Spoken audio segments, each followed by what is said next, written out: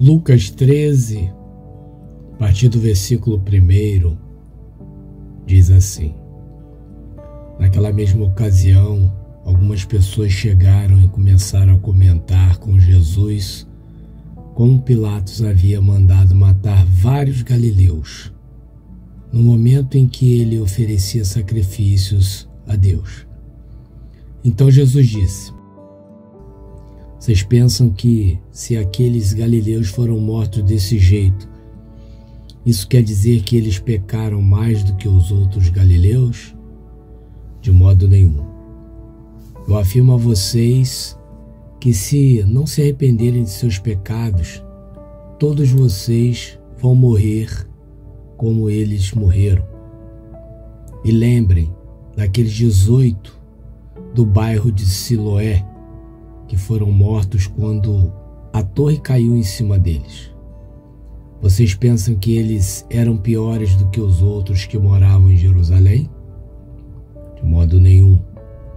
Eu afirmo a vocês que, se não se arrependerem de seus pecados, todos vocês vão morrer como eles morreram. Ao dizer isso aos seus ouvintes, Jesus quis trazer uma lucidez para eles acerca de suas atitudes pecaminosas.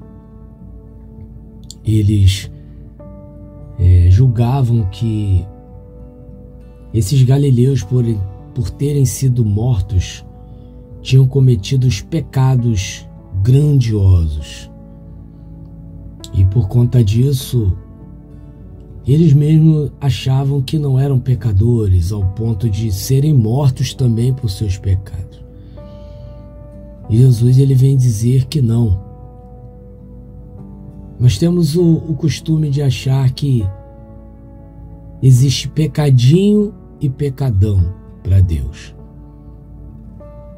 E temos também o costume de julgar somente os pecados grandes, como o adultério do seu marido, da sua mulher, vai para o inferno, porque destruiu a família, né? A amante, o amante que está com seu marido, com a sua mulher, vai para o inferno porque tomou o cônjuge do outro. E esquecemos que, às vezes, mesmo nós, buscando ao Senhor pela restauração no casamento, nós também cometemos muitos pecados que são tão dignos de morte, como o pecado do adultério, da fornicação, do roubo, do assassinato. Porque Jesus ele morreu na cruz para nos libertar da escravidão do pecado, não do pecado. É impossível se libertar do pecado. Mas Jesus, sim, ele nos libertou da escravidão, ou seja, de nós continuarmos pecando por prazer, pecando por opção. Mas cometemos vários pecados. Jesus, em Lucas, ainda no 13, no versículo de número 24, ele vai falar sobre a porta estreita. Ele diz: façam tudo para entrar pela porta estreita, pois eu afirmo a vocês que muitos vão querer entrar, mas não poderão. Por que não? Porque a porta estreita, ela, como o nome diz, estreito, né? Não é fácil de passar um monte de gente ao mesmo tempo. É de um em um e mesmo assim apertado. Por quê? Porque a salvação ela é individual. E além dela ser individual, ela requer muita força para conseguir. A palavra de Deus diz que o reino de Deus é tomado à força.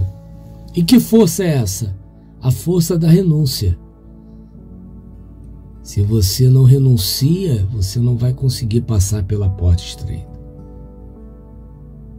Jesus, ele traz essa ilustração aí ele fala ali sobre os galileus, né, que foram mortos por Pilatos, e também os 18 ali do bairro de Siloé, né, que morreram com a queda das torres.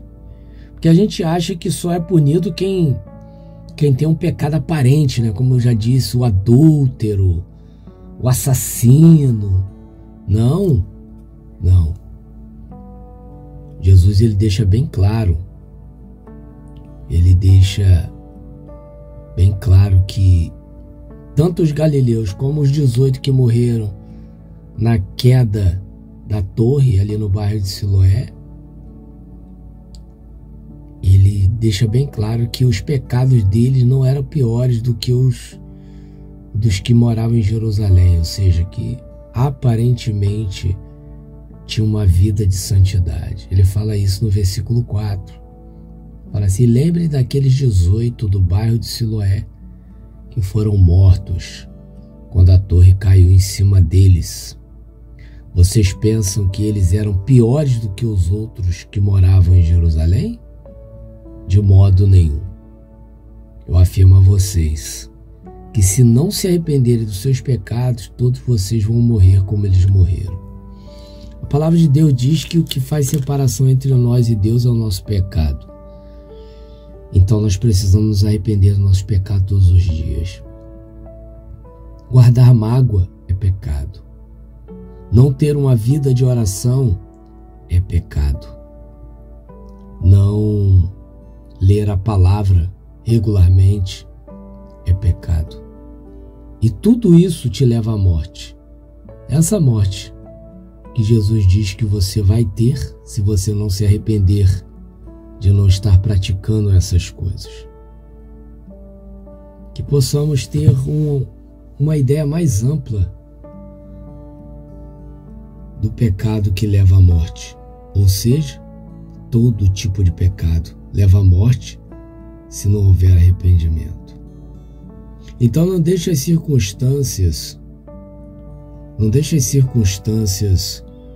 do seu casamento destruído fazerem você pecar contra Deus, maltratar quem te magoou, tratar com desprezo, fazer de conta que a pessoa não existe.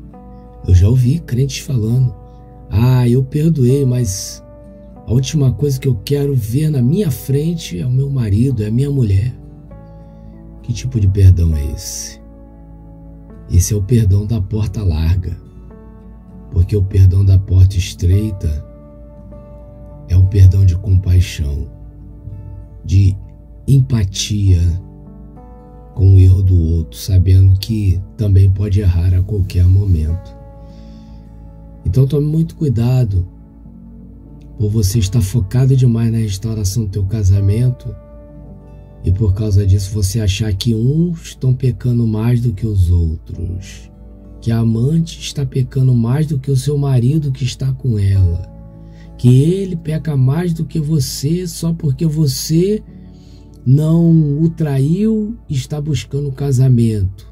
Mas se o coração está cheio de mágoa, ressentimento, falta de fé, não consegue ler a palavra, não consegue orar, saiba que você também está indo para o caminho de morte e vai para o mesmo lugar que o seu marido adúltero vai, sua mulher adúltera vai, a amante vai, se não se arrependerem de seus pecados.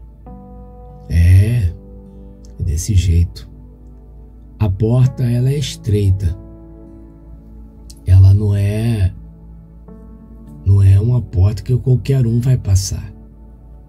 Eu quero que os irmãos entendam isso. A porta é estreita.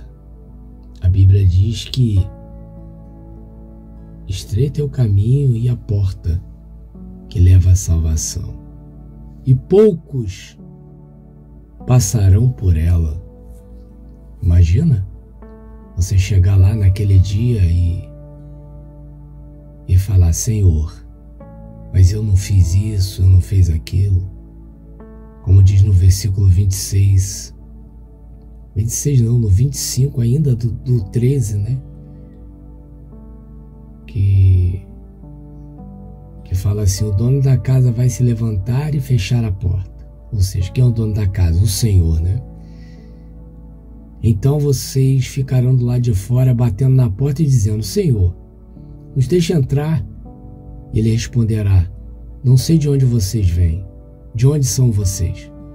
Aí vocês dirão: nós comemos e bebemos com o Senhor. O Senhor ensinou na nossa cidade. Mas ele responderá: não sei de onde são vocês. Afastem-se de mim, vocês que só fazem o mal. Ou seja, guardar mágoa no coração é fazer o mal. Tratar a amante, o amante, a sua sogra que incentivou a separação do seu marido, o teu sogro que não gostava de você porque você não, aos olhos dele, não tratava bem a sua filha. Guardar mágoa é praticar o mal, a iniquidade.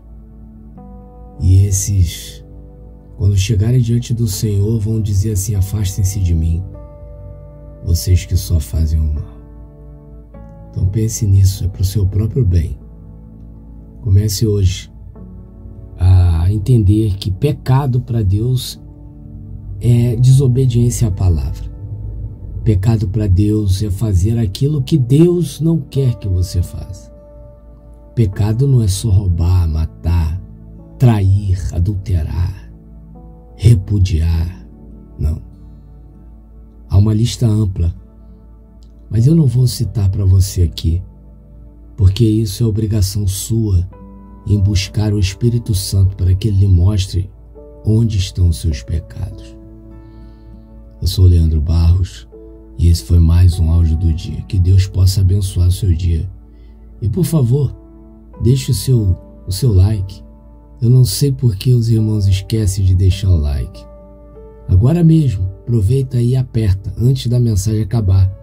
Senão você pode esquecer, e o seu like ajuda muito para que o Evangelho de Deus seja pregado a toda criatura.